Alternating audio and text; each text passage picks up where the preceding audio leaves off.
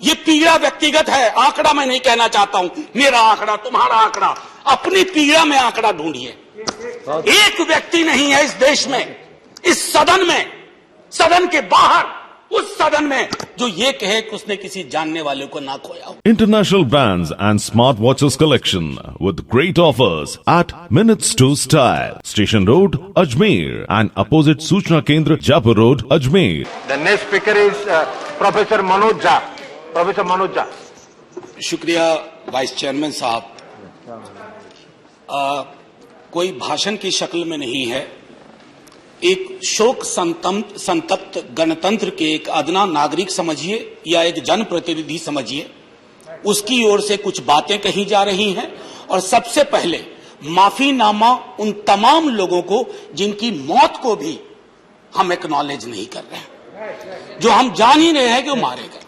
तो ये माफीनामा सर सिर्फ मेरा नहीं है, मैं इसलिए ये बात कह रहा हूं कि मई के महीने में मैंने 6 आर्टिकल लिखे, संसद चल नहीं रही थी, कहां अपनी शिकायत ले जाते, किससे कहते।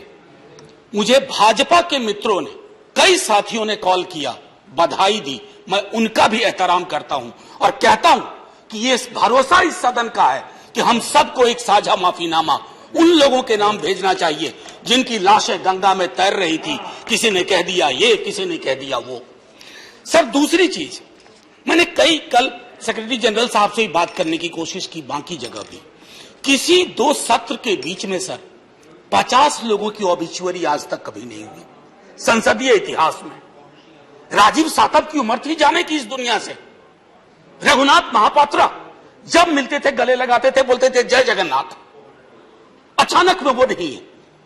ये पीड़ा व्यक्तिगत है, आंकड़ा मैं नहीं कहना चाहता हूं, मेरा आंकड़ा, तुम्हारा आंकड़ा, अपनी पीड़ा में आंकड़ा ढूंढिए। एक व्यक्ति नहीं है इस देश में, इस सदन में, सदन के बाहर, उस सदन में जो ये कहे कि उसने किसी जानने वाले को ना खोया हो। सर पीड़ा कह सकता हूं, ऑक्सीजन के लिए लोग फोन करते थे, हम अरेंज नहीं कर पाते थे। लोग समझते हैं सांसद है ऑक्सीजन पिछा देगा। 100 फोन में पूरे दिन में शाम को बैठ के देखते थे, सक्सेस रेट 2, सक्सेस रेट 3। हमको कौन सा आंकड़ा कोई बताएगा साहब? हमको नहीं चाहिए, किसी आंकड़े की बात नहीं करनी है। हमें देखना है कि जो लोग गए वो जिंदा दस्तावेज छोड़ के गए हैं हमारे फेलियर का। मैं आपकी बात नहीं कर रहा हूं साहब, आप कहिएगा 70 साल में कुछ नहीं हुआ, मैं उसमें जाना ही नहीं चाहता। ये कलेक्टिव फेलियर है 47 से लेकर अब तक की सारी सरकारों का। क्या बना दिया हमने? मुझे पता नहीं था कि अस्पताल और ऑक्सीजन का क्या रिश्ता होता है सर। ईमानदारी से कहता हूं, मैं मेडिकल बैकग्राउंड से नहीं आता हूं। सुबह से लोगों को दिखता था ऑक्सीजन, ऑक्सीजन, रेमडेसिविर। मैं तो दवाइयों के नाम तक शुरू में सर प्रोनाउंसिएशन चेक किए कि कैसे उच्चारण करूंगा। ये हालत है। और तब हम आंकड़ों की बात कर रहे हैं, तब हम ये बात कर रहे हैं थैंक यू फलाना साहब, चिलाना साहब। सर मैं यहां से निकलता हूं, बहुत बड़ा विज्ञापन लगा हुआ है, मुफ्त वैक्सीन, मुफ्त राशन, मुफ्त इलाज। सर एक मिनट, मैंने किसी नहीं, please I don't want my time. मैं किसी दल की ओर से आज नहीं बोल रहा हूं, मैं दावे के साथ कहता हूं, मैं लाखों लोगों की ओर से बोल रहा हूं जो यहां बोलना चाहते हैं। और मेरी बात सुनिए, आज शिकायत नहीं कर रहा हूं आपसे, ये वेलफेयर स्टेट है ना। एक साबुन की टिकिया अगर कोई गरीब गांव में खरीद रहा है ना सर, तो अडानी अंबानी के बराबर का करदाता है। आप उसको कह रहे हो मुफ्त, मुफ्त वैक्सीन, मुफ्त इलाज, मुफ्त राशन। नहीं साहब, कुछ मुफ्त नहीं है, उसका स्टेट है, इस वेलफेयर स्टेट का कमिटमेंट है। उसको आप डिनाइग्रेट मत करिए, डेमोनाइज मत करिए, उसे बौना मत बनाइए, ये आग्रह है मेरा। सर मैं इससे पहले की कुछ और बातें कहूं, मेरे पास अभी वक्त है। सर इस कोरोना को मैं भी मानता हूं, मेरे पूर्व के वक्ता कुछ कह रहे थे, ये चैलेंज है हमारे लिए सर। बहुत बड़ी बड़ी बातें नए नए कानून की हो रही है। राइट टू हेल्थ की बात क्यों नहीं करते हम लोग?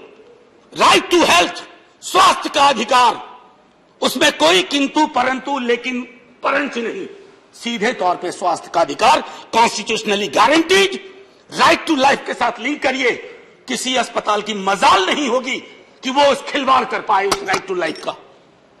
करना नहीं चाहते। राइट टू वर्क, उस पर काम करिए। पॉपुलेशन को लेकर के बहुत बातें हो रही हैं साहब, डेमोग्राफी को, डेमोग्राफर्स को छोड़ दीजिए, बड़ा संश्लिष्ट विज्ञान है, लेकिन ये हम कर सकते हैं इस सदन और उस सदन में। Right to life, right to work पर लेजिस्लेशन लाइए, ताकि कोई आपदा आए। अभी तो हमारे लीडर ऑफ हाउस नहीं है, नए नए बने हैं, उनसे मैं कहता, जब वो रेल मंत्री थे, हॉस्पिटैलिटी सेक्टर के लोगों को निकाल दिया गया। इसी कोरोना काल में मैंने लगातार आवाज उठाई, कोई सुनने वाला नहीं है सर, कोई नहीं सुन रहा। अगर आप सांसद की नहीं सुन रहे हैं तो जो छोटे अदना संविदा वाले नौकरी से निकाले गए उसकी कौन सुनेगा सर।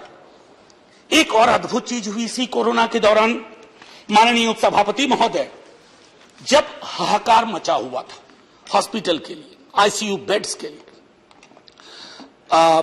दवाइयों के लिए, यह हाहाकार जब मचा हुआ था, उस दौर में सर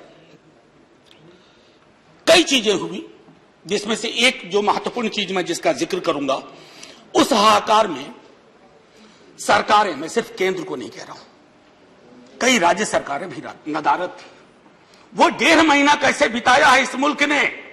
हमारे सदन के कोई लोग बड़े मुश्किल से बच के आए, मैं नाम नहीं लूंगा। पूरे देश ने वो वक्त कैसे बिताया है, नाइटमेयर की तरह लगता है सर, डरावना लगता है। एक मेरा स्टूडेंट पढ़ा है, वह 37 साल का, हॉस्पिटल का बेड जब तक मैंने अरेंज किया वो दुनिया छोड़ के जा चुका था।